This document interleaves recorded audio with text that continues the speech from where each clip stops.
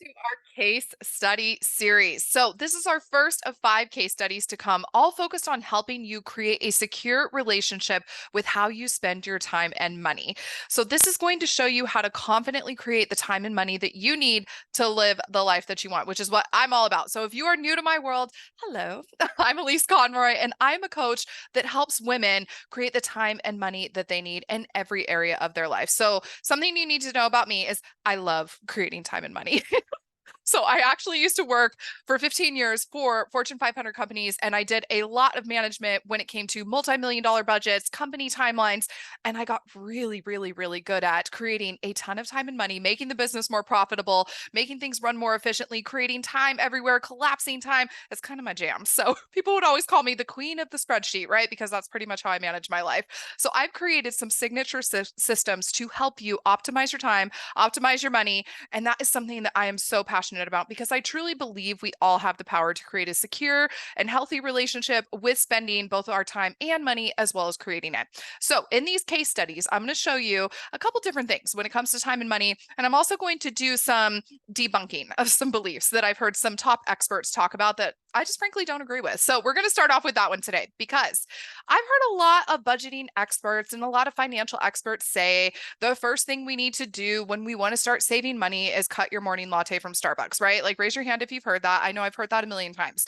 So let's talk about why this is a strategy that does not work. So when we actually look at this, if you were to spend, let's say, $6 on your coffee per day, which I think for a lot of us, if we're getting a venti, it's around that, or maybe you're getting like a small and you're getting pastry. I don't know. Who cares? Doesn't matter. But when you're spending that, that's going to equate to $30 a week and you're spending for your coffee, right? So that is equaling $1,560 per year.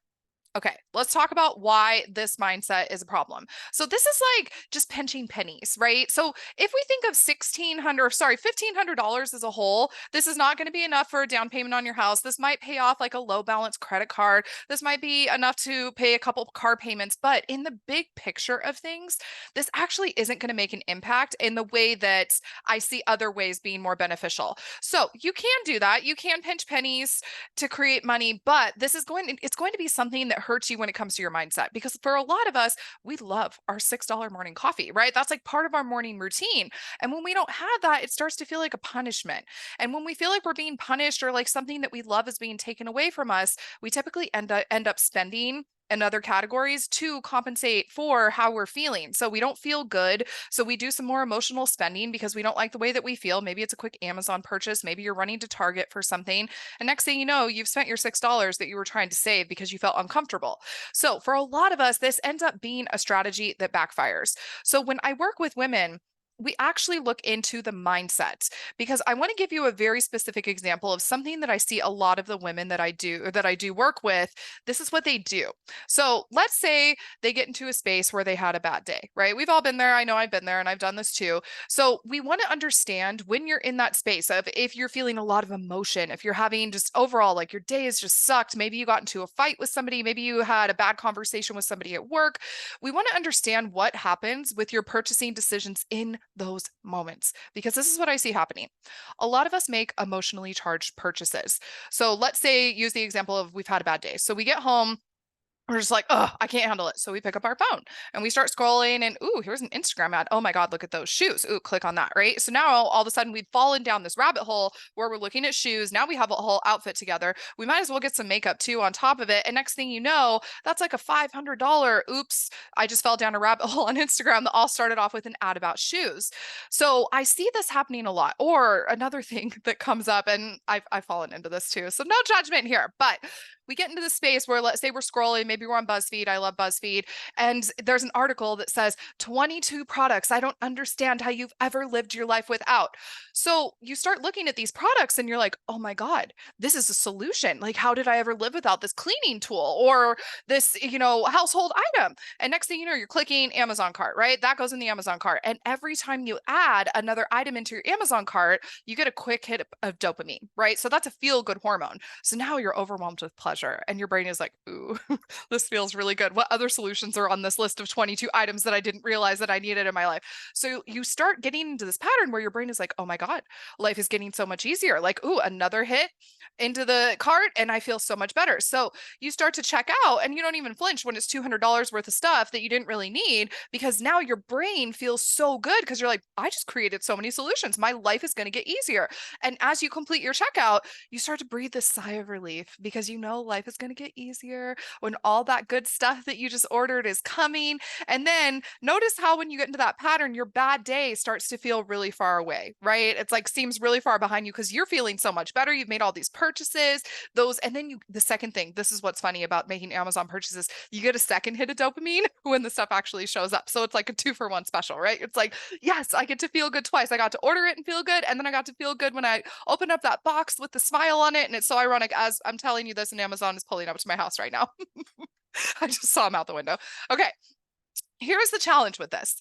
So let's say you have one bad day per week and you fall into this cycle to where now you've seen this article or an Instagram ad gets you, and this has become a form of escapism for your bad day.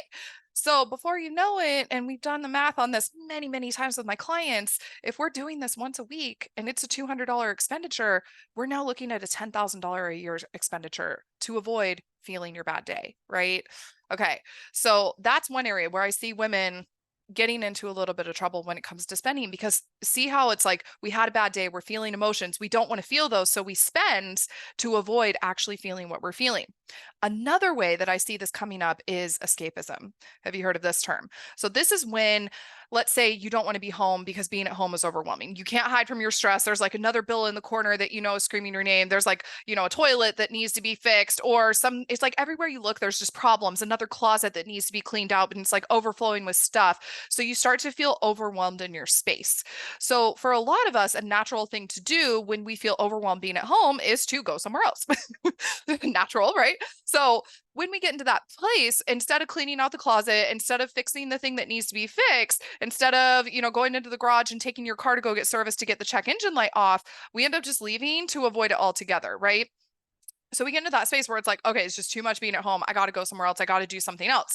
So we do something like plan a little getaway for the family. So we're like, okay, cool. This weekend, let's go to Disneyland because it's the happiest place on earth. I have a lot of women that I work with who love Disneyland. And I think it's a beautiful, nostalgic place that brings us back to our most childlike self. And when you're at Disneyland, your problems are non-existent. Everything's just melted away. You're just seeing your kids smiling or whoever you're with smiling. You're loving it. You're smelling churros. You're riding the rides, feeling all of this exhilaration. The last thing you're thinking about is getting your car service, paying that bill that's stressing you out, or cleaning out your closet, right? So you have masterfully avoided what it was that you were running away from. We escaped it, right? So what I see end up happening is we set out with the best intentions. We're like, let's just go create a fun experience, a fun memory for the family. And then next thing you know, you get caught up in the moment. So you're like in the souvenir shop and you're buying a little stuffy for the kids. And then you got to get mouse ears. And then you got to go eat at this restaurant and then go to California Adventure and get a glass of wine and celebrate that you're there. And you might as well stay at the Disneyland Hotel too, because that's where your kids just their eyes twinkle and they get so excited and you love being able to give them that experience. So here's the thing. Is that for a lot of my clients, what ends up happening is they get so caught up in the moment. They're feeling so good. They're not worried about anything that's happening at home because they're just so in love with everything they're doing with this moment with their family that then they get home and then they look at their bank account and oops, $2,000 on that experience. Legit, this just came up in a session with my client. And she was like, how did this happen? And the guilt and the shame was a level 10. She's like, I can't believe this happened again.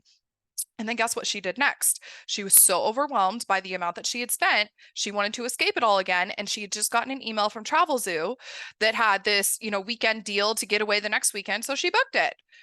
And then guess what happened? Right? We know she's going to go on that trip. The same pattern is going to happen. The same overspending is going to happen because it's a way of avoiding feeling the discomfort of whatever it is in your life. So a lot of us will emotionally spend on things or experiences to avoid feeling our feelings, right? To avoid thinking about our problems, to avoid just thinking as a whole, right? Because when we're doing these fun things and we're in this place of just living our best life, we're not worried about anything else because we're too busy living our best life, right? So you're not overwhelmed by guilt and shame of spending. You're not, you know, looking around your house thinking, oh God, this is stressing me out because you're living, right? You're not in that space.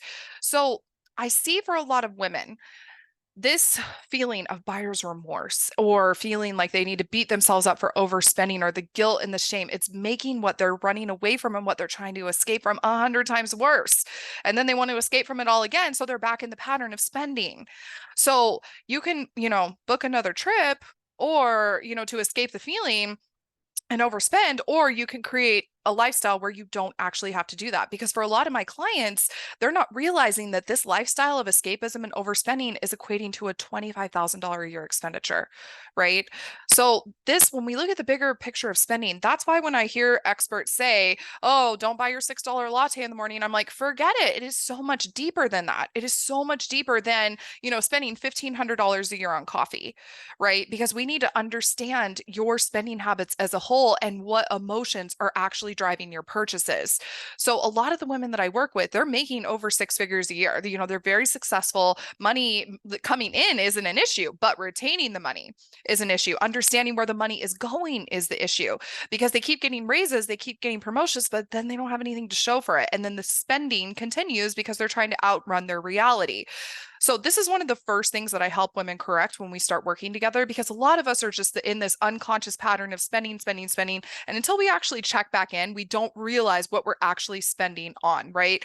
So we focus a lot on disconnecting your emotion from your purchases and getting you into a conscious place where instead of spending to fill a void, there is no void to fill because you've healed that, right? We've filled that void with emotional healing or whatever it is that you need to heal versus spending to escape and self-soothe, because a lot of us get stuck in that pattern. So if you need to get back in control of your financial health and get into a place where you really feel secure over the purchases that you are making and you're not making purchases from a place of emotion, this is what's going to ensure that you have all the money that you need to do whatever it is in your life that you want to do. So no more trying to escape your reality through financial buffering, just spending with confidence. So if you need that support, I am more than happy to teach that to you. I offer a 3-month program called the CAN program, where we spend 2 full weeks on your relationship with money, your mindset with money and time. And I do a full financial audit and we work on a wealth savings plan. So that way we can allocate for where every dollar is going, how everything is spent from a place of intention. So no more mindless spending, right? We don't do that here. So to join the CAN program today, just send me a message and we will talk further about what it would look like to get you enrolled. All right, we will be back with case study number 2 to go deeper into this money mindset.